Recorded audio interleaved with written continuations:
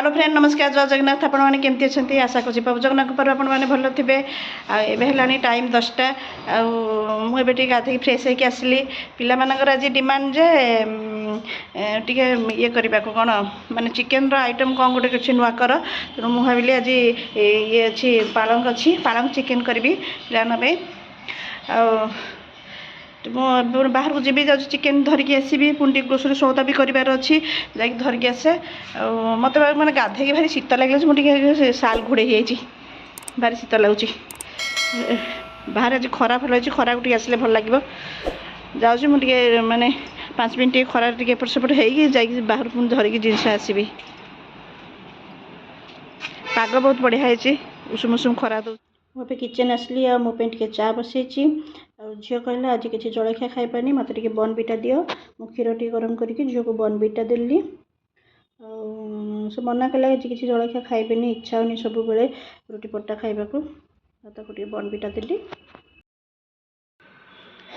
एबे मु बाहर आसली ग्रोसरी चिकेन हेका धरिकी आसली टाइम भी एबे होगलानी 12:30 जल्दी जल्दी तैयारी करी पिला भोक लगे मु करके आपन चिकेन करके आपन देखा चिकेन ये घोड़ा थुआई गोटे बिले आस नहीं घोड़ा थुआई और ये मो ग्रोसरी थुआई तापर मु जिनपतर कौन काढ़ी कौटी कौन रखा कथा टे साइड साइड करदेली लंका तेल फेल सब काढ़ार था मुझे सब काढ़ाकुड़ी कर साइड साइड करदे एपटे आम भात भी रेडी हो गोटे पटे उषुना भात बसची गोटे पटे अरुआ भात बसची एवं चिकेन आम प्रिपेरेसन करवा चिकेन पे माने प्रथम चिकेन को भल भाव वाश कर देछि हल्दी पकई हल्दी 2 चम्मच खंडे दे देछि आम ए लंका गुंड पकेबा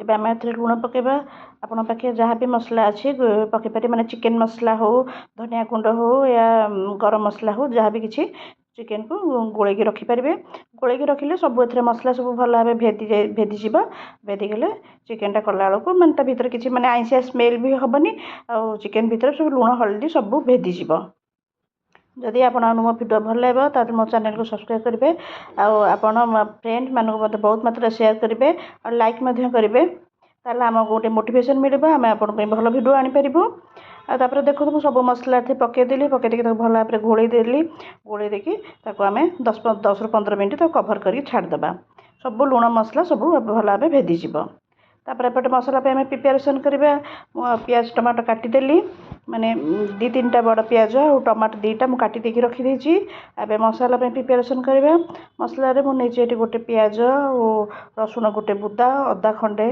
लंका धनिया पत्र जहाँ भी अच्छी आपण पाखे एमती मसला सब दे पारे आ मुझे माने चारमगज कौन काजू गुंड देती सब पकईक आम ये मसला प्रिपेरेसन करवा आपण मैंने समस्ते तो चिकेन तरकारी करुवे किंतु आम से मसला से शाग हो से धनिया पत्र हो से पुदीना पत्र हो जहाँ किसी भी चेंज करके आम किसी गोटे अलग प्रकार रोषे करवा तार टेस्टा द्विगुणित होता है आपड़ पाने जब खाऊन थे भी कौ जिन ये टाइप किसी अलग प्रकार करके देले पिलाने भी खावा को निश्चय आप पसंद करेंगे तेणु एमती किसी चेंज करके पिला खाया दिंतु पिलाने निश्चय खुशी हे देखो ये सब पियाज फियाज काटिदेली मसला भी जोगाड़देली टे चारमगज और काजू गुंड ये पकेबी पकई 5 मिनट बतुर देवी मुझे पेस्ट तैयारी करी एपटे आमर पालंग शागर माने काटिदबा पालंग शाग बाछ बुची करके सफा करदे सफा कर देखे पालंग शाग ये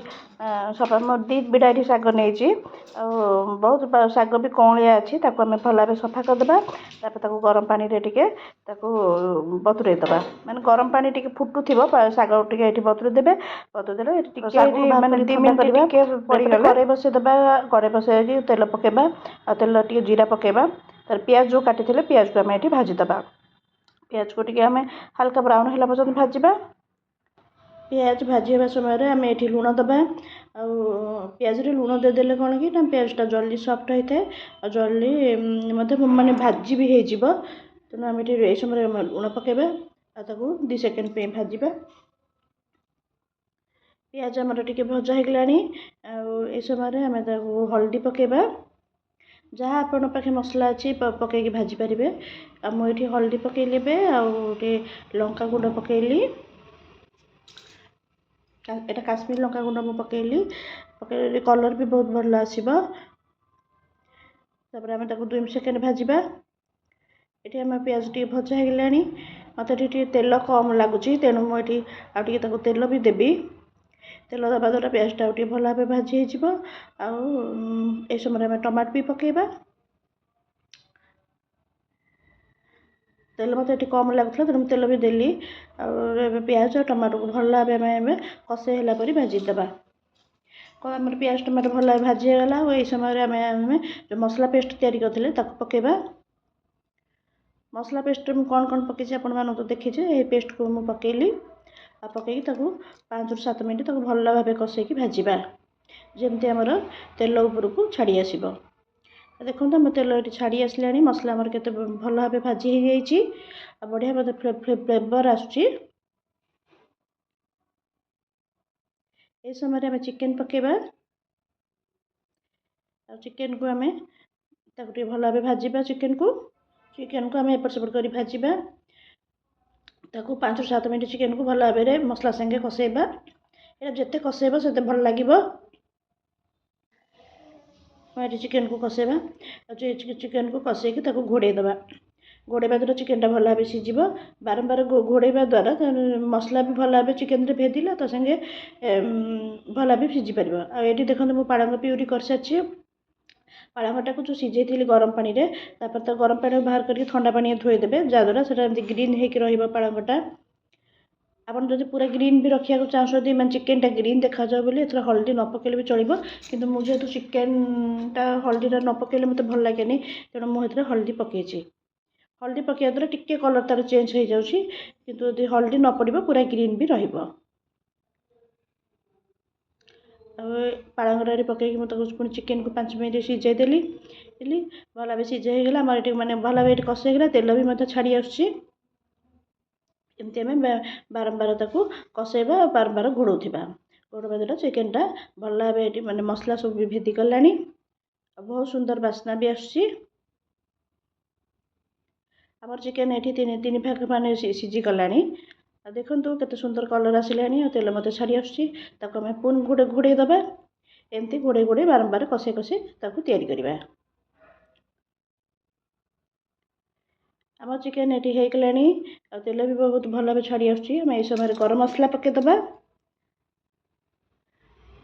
गरम मसला पकईकी आगे घोड़ेदबा जहाँद्वारा आम फ्लेवर बढ़िया आसब। देखु पूरा मात्रा चिकेन तैयारी होगला तेल भी मत छाड़ी आसला।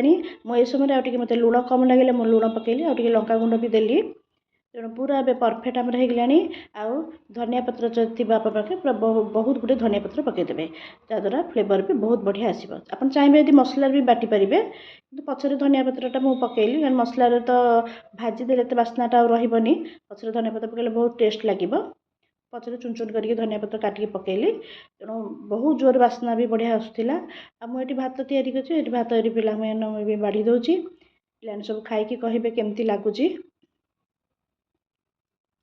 आमर ये पढ़ा चलला पे खाଇବା सब बाढ़ीदेली पे खाई कहे केमती लगुच।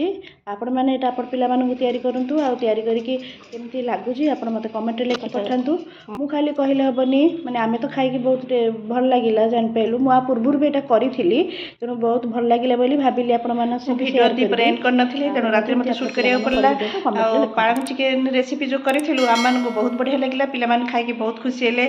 आपण मैंने पे खुआतु आपण कमेंट लिखिक पठातु केमती लगिला।